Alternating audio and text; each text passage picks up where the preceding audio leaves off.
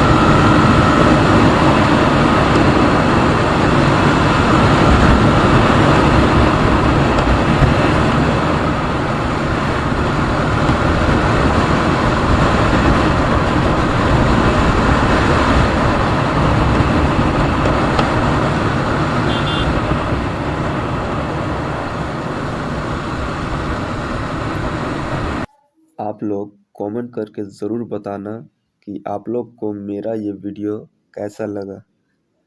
मुझे तो इसका प्योर साउंड सुनने में मज़ा आ रहा है।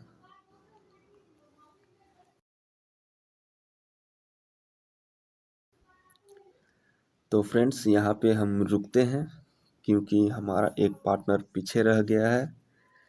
जैसे ही पार्टनर पहुँचता है, आप करण भाई को नोटिस करना।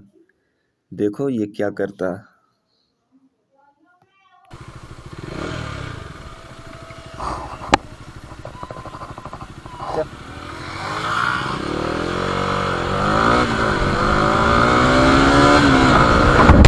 यदि आप लोग को मेरा ये छोटा सा वीडियो पसंद आया हो तो प्लीज़ चैनल को लाइक एंड सब्सक्राइब कर दीजिए। फिर मिलते हैं आपसे मेरा नेक्स्ट वीडियो में।